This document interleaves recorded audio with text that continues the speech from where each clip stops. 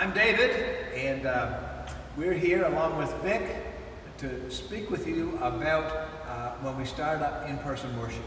As you can see, I'm by the entrance doors to Reeser Hall. This is the way we will all enter the building. Each of us will enter, and hopefully you'll be carrying your mask with you, because we're really requesting that folks wear masks. We hope that if you don't have them, we'll have some for you, but we really would like folks to do that. We want to try to be as safe as possible for everyone. When you enter, you of course will begin by sanitizing your hands. Then the bulletin for the worship service will be here. You'll take a bulletin and it's yours. You're to keep it with you and dispose of it in your own way. You'll also be recorded. That is to say, we need to have a record of everybody who is here and present. And we will do that because they want us to do that for what they call contact tracking. In addition, during the announcement period, you may see the ushers taking pictures of where everybody is seated, and that'll serve that same purpose. Then we will proceed down the hallway to worship. And we will proceed at social distancing spacing, which gathers 6 feet. And we will move peacefully and down the hallway all the way to the worship room. We're in the sanctuary. Then the ushers will take control and guide us from there. Before we continue down the hallway, Victor wants to talk to you about some general concerns that we need to consider. Thanks, Pastor. Of course, these services will start in the sanctuary on Sunday, June 28th at 8:30 and 11 a.m. We'll also have Wednesday services starting July 1st on Wednesday at 12:10, and those services will be in Reeser Hall. A lot of people work very hard to plan the restarting of the services. We have a startup task force that's done a lot of work on this. And it's important to note that despite all the precautions we're taking, there's no way to guarantee that you won't catch the coronavirus by coming out of your house and attending church. So deciding to attend is a personal decision that each person needs to make for their own health and safety and the health and safety of others. If you feel unwell, please stay home. If you're in an at-risk group, such as over age 65, or have an underlying medical condition, no matter what your age, you should also stay at home because your safety is more important than anything. Staying at home is not a bad thing if you need to. In fact, that's an act of serving by looking out for your health and the health of others. So we want to make those things clear. It's your decision, and many people will decide to stay home. Also note that the water fountains will not be available for use. The stairwells will be roped off. And the only restrooms that will be available for use are those up here to our right, next across from the elevator and outside the nursery. The ushers will guide you to where you are to sit. You will be able to sit in family groups, provided, of course, that you all live in the same house. Folks who live in the same house can sit together. Family members who live in different houses will have to sit in a different space. The idea of us sitting in our own pews, which of course, generally I can stand up and take a look at the congregation, and just by where I can just, because everyone sits in the same places, I can take attendance at almost a glance. We won't be able to do that. You're going to be sitting in unfamiliar territory probably, and certainly you won't be sitting all together in extended family groups as you have been in the past. So for the time being, just bear that in mind. That'll be a little bit different. Also want to echo what Victor said about the decision to whether or not to come. Remember, if you decide to stay home, that's a faithful decision too. Ken Dyer spent the time cutting the ropes and putting them on the pews to ensure that we have 6 feet spacing front and side to side for people who attend church in person.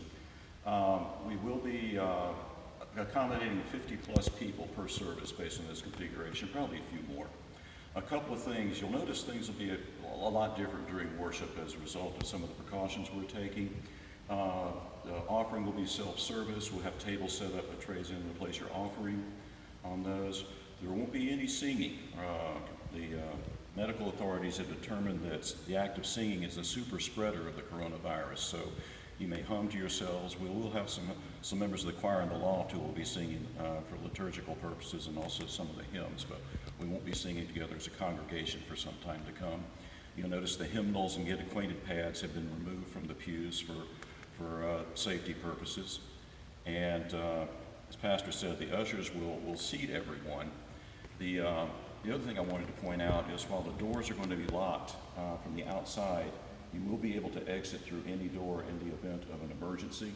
So keep those things in mind. Once the service is ended, the ushers will also dismiss people by row just so we can control spacing and keep everybody safe. So just stay in your pew until the ushers have shown your pew the way out. One thing I left out was communion. Communion will be a little different. We'll be using pre-packaged elements for communion. The ushers will indicate by row when you're supposed to come up to a table that will be set here, and the communion element kits will be right here on this table. You will pick one of those up and take it back to your pew and then consume the elements in your pew. Those who can't come up on their own, a family member can take it back to them. And once you've consumed the elements, just dispose of the packaging in one of the waste trash cans provided, or just take it with you when you leave. This is prepackaged communion elements. We'll have a table here, and the elements will be sitting in trays, and you can pick them up. You'll notice that on the top, that white thing is actually the host. You see the bread. And then underneath is the fruit of the vine. I call it the fruit of the vine because it is. Now, it's not quite as fermented as the fruit of the vine you're accustomed to. That'll be a little different. But I gather they can't mail these out in boxes of 500 the other way.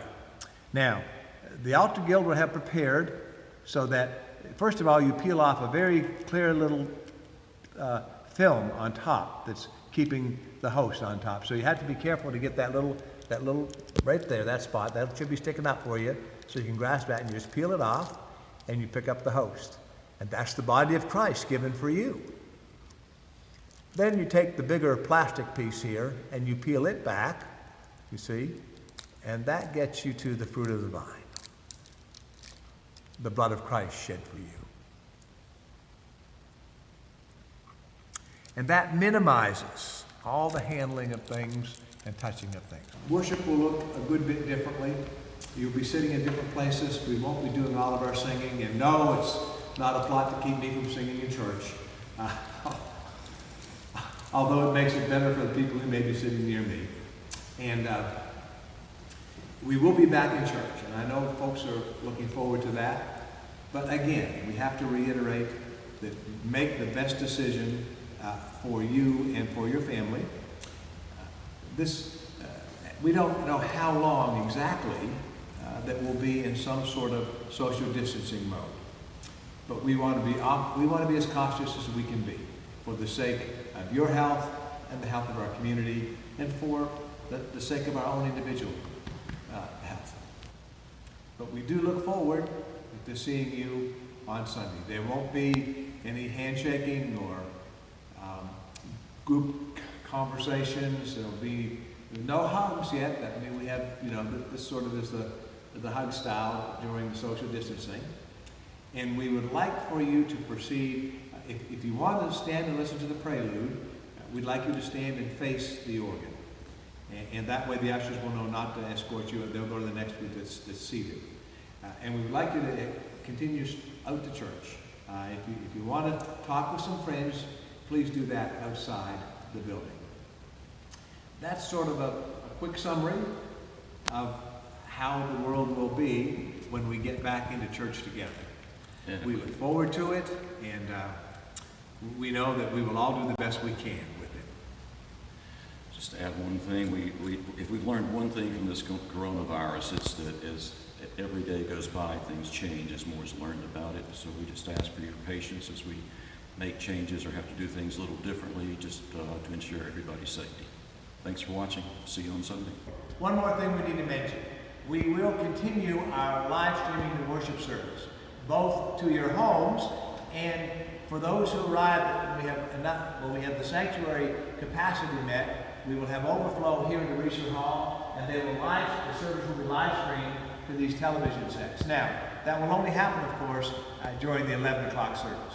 But we want you to know that if you decide to stay home, you're still going to be able to worship with us and with those who are gathered here at Resurrection Church.